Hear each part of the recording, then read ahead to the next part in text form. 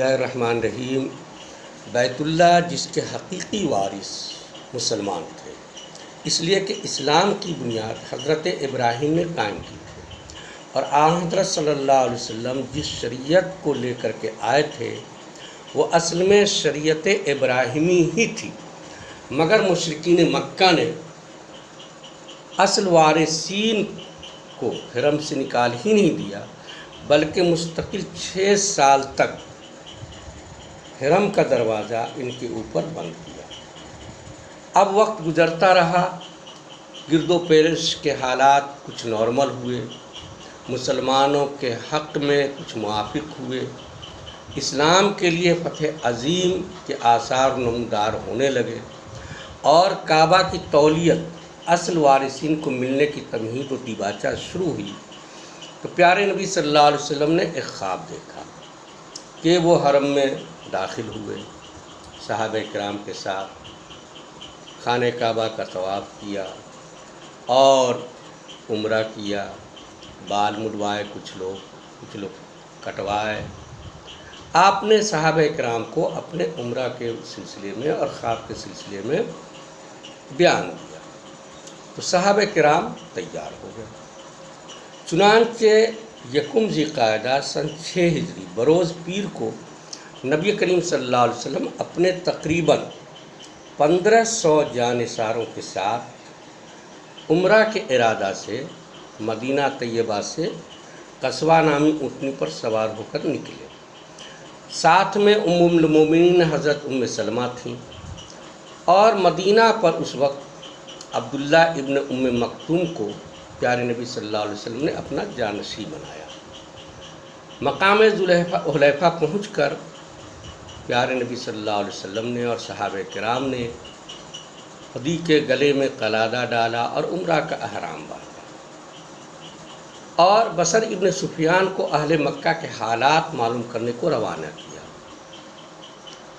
آلات حرب یعنی ہتھیار صحابہ کرام کے ساتھ جو تھے وہ سفر میں جو ضروری ہوتے ہیں بس اتنا ہی تھا۔ اہل مکہ کو اس کی خبر ہوئی۔ اہل مکہ نے مکمل ارادہ یہ کر لیا کہ نہ نبی کریم صلی اللہ علیہ وسلم کو عمرہ کرنے دیں گے اور نہ مسلمانوں کو خانہ کعبہ کا طواف کرنے دیں گے۔ جب نبی کریم صلی اللہ علیہ وسلم کے عمرہ کے ارادے کا اہل مکہ کو خبر ملی، حضرت صلی اللہ علیہ وسلم نے قریش کے جو حلیف لوگ تھے، ان کے علاقے جو پڑتے تھے راستے میں، ان راستوں کو کاٹتے ہوئے عمرہ کا سفر جاری رکھا، یہاں تک کہ یہ پتہ چلا کہ خالد ابن ولید جو اس وقت تک مسلمان نہیں ہوئے تھے 200 سواروں کے ساتھ راستہ میں قراء الغمیم میں قیام پذیر ہیں۔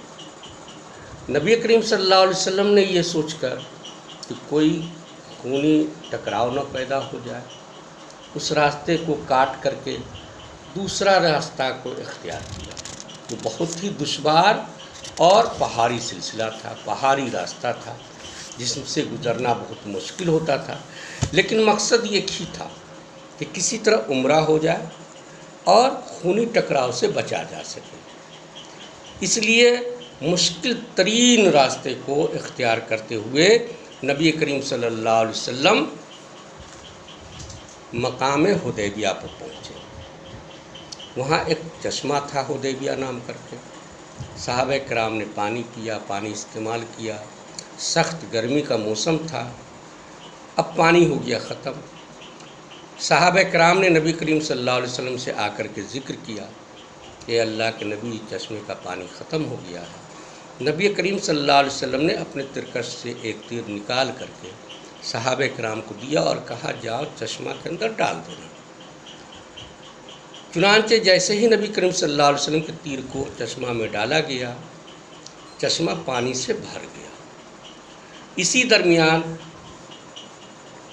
اہل مکہ سے لوگ آتے رہے، نبی کریم صلی اللہ علیہ وسلم سے بات کرتے رہے، بدیل آئے، حلیس آئے، عروہ ابن مسعود ثقفی آئے، سبھی لوگ آئے، بات کرتے رہے، ادھر کا پیغام ادھر پہنچاتے رہے، اور سلسلہ کلام جاری تھا۔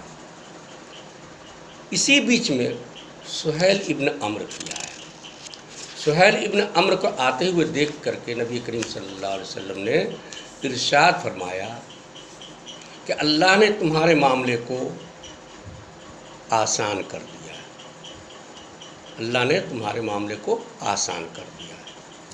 سہیل ابن عمرو کے آنے سے پہلے نبی کریم صلی اللہ علیہ وسلم نے حضرت عثمان کو مکہ بھیجا تاکہ اہل مکہ سے گفت و شنید ہو سکے، بات چیت ہو سکے۔ ان کے آنے میں تاخیر ہوئی، اور ادھر یہ خبر مل گئی کہ حضرت عثمان غنی رضی اللہ تعالی عنہ کو اہل مکہ نے شہید کر دیا ہے۔ اور اس بات کو اور ہوا اس لیے ملی کہ اس سے پہلے خراش ابن امیہ خزائی جو تھے، ان کو نبی کریم صلی اللہ علیہ وسلم نے بھیجا تھا اہل مکہ کے پاس، تو اہل مکہ نے شرارت کرتے ہوئے اس کے اونٹ کو ذبح کر ڈالا، اور ان کو بھی قتل کرنے کی پوری کوشش کی، لیکن جی ہوش لوگ کچھ بیچ بچاؤ میں پڑ گئے کہ بھائی سفیر ہے، سفیر کا قتل کرنا جرم ہوتا ہے۔ ان چیزوں سے یہ بات بڑھی کہ حضرت عثمان غنی کو شہید کر دیا گیا ہے۔ نبی کریم صلی اللہ علیہ وسلم نے ارشاد فرمایا کہ عثمان غنی کا جب تک میں بدلہ نہ لے لوں تب تک میں یہاں سے لوٹ کر کے نہیں جاؤں گا۔ صحابہ کرام نے نبی کریم صلی اللہ علیہ وسلم کے دست مبارک پر بیعت کیا، اور بیعت اس بات پر کیا کہ ہم اس وقت تک لڑتے رہیں گے اہل مکہ سے عثمان غنی کے بدلے میں جب تک ہماری جان ہے، یا تو ہم بدلہ لے لیں گے یا اپنی جان ختم کر دیں گے۔ اس دن حضرت سلمہ ابن اکوع رضی اللہ تعالی عنہ 3 دفعہ بیعت کی، اور اسی بیعت پر آپ نے بیعت کیا۔ اسی بیعت کو بیعت الرضوان بھی کہا جاتا ہے۔ اس بیعت کے بعد پتہ یہ چلا کہ حضرت عثمان غنی رضی اللہ تعالی عنہ کی شہادت کی خبر غلط تھی، اور غلط ہونے کی وجہ سے، ان کے آنے میں تاخیر ہونے کی وجہ سے یہ غلط خبر پہنچ گئی تھی۔ صحابہ کرام کی اس بیعت نے اہل مکہ کے اوپر ایک اثر ڈالا، اور ایسا اثر ڈالا کہ وہ ڈر سے مجبور ہو گئے کہ صلح کر لیا جائے، بات چیت کو وہ تیار ہو گئے۔ اور ادھر سے اللہ نے اسی بیعت کے اوپر قرآن کے اندر خوشخبری سنائی، لقد رضی اللہ عن المؤمنین اذ یبایعونک تحت الشجرہ، سورہ فتح کے اندر آیا، اللہ ان ایمان والوں سے خوش ہو گیا جس وقت وہ آپ کے ہاتھ پر درخت کے نیچے بیعت کر رہے تھے۔ لہٰذا اہل مکہ نے پھر سوچ سمجھ کر کے سہل ابن عمرو کو صلح صفائی کے لیے بھیجا۔ سہل ابن عمرو آئے، سہیل ابن عمرو آئے، اور انہوں نے بات چیت کی۔ نبی کریم صلی اللہ علیہ وسلم سے کچھ باتیں ہوئیں، اور بات ہونے کے بعد صلح پہ آ کر کے بات ہوئی۔ صلح کے کل 6 دفعات تھے، 6 دفعات تھے۔ نمبر 1، رسول اللہ صلی اللہ علیہ وسلم اس سال مکہ میں داخل ہوئے بغیر واپس جائیں گے، سہیل نے لکھوایا۔ اس وقت تک حضرت سہیل مسلمان نہیں ہوئے تھے، بعد میں انہوں نے ایمان قبول کیا اور بڑے بڑے کارنامہ انجام دیے۔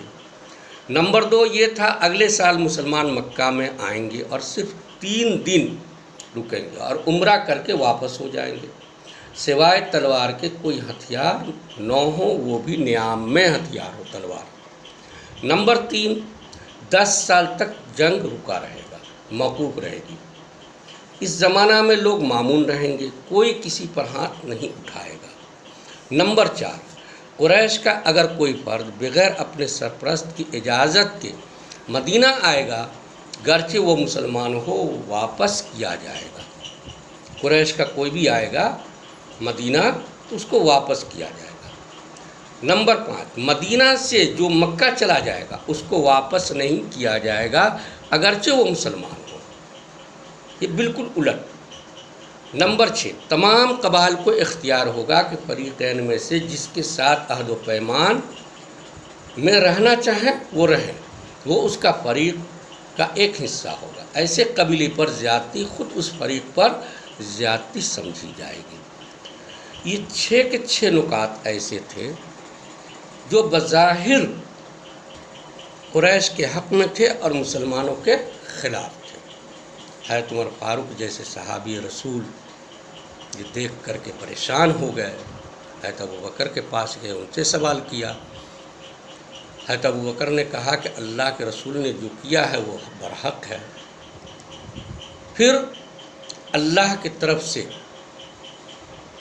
قرآن کی آیت اتری، نصر من اللہ و فتح قریب، اللہ کی مدد قریب ہے اور اللہ کی مدد آنے والی ہے اور فتح بالکل قریب ہے۔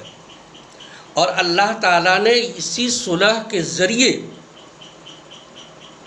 اسلام کا دروازہ پوری دنیا کے لیے کھول ہی نہیں دیا، بلکہ اس صلح کے ذریعے جس میں مسلمان دب کر کے صلح کیے تھے، تمام کے تمام پوائنٹ اہل مکہ کے حق میں جاتے تھے، اس کے باوجود اس صلح نے اسلام کی اشاعت میں سب سے بڑا رول ادا کیا، امن کا ماحول قائم ہوا اور اسلام کی اشاعت دور تک ہونے لگی اور اسلام پھیلنے لگا۔ اور اس صلح کے بعد ہی یہی صلح ایک بنیاد بنی مکہ کے فتح کے لیے، یہ صلح بنیاد پڑی مکہ کے فتح کے لیے، اور اللہ تعالیٰ نے اسی کو کہا نصر من اللہ و فتح قریب۔ بظاہر جو دیکھنے میں آتی ہے وہ حقیقت میں نہیں ہوئی، اور جو حقیقت تھی وہ ظاہر میں دکھنے میں نہیں آ رہی تھی۔ اہل مکہ یہ خوش تھے کہ ہم نے جو چاہا اپنے طور پہ شرط رکھ دیا اور مسلمان دب کر کے صلح کر لیے، تمام کے تمام نکات ہمارے فیور میں ہیں۔ لیکن اللہ تبارک و تعالیٰ کہہ رہا تھا کہ یہ مسلمانوں کے حق میں ہے، مسلمانوں کے فیور میں ہے، اور اللہ کے نبی نے اس پر اپنا نام کا مہر لگوایا۔ اللہ تبارک و تعالیٰ کی مدد کیسے آتی ہے آپ یہاں سے انداز لگا سکتے ہیں۔ اسی کو صلح حدیبیہ کہا جاتا ہے۔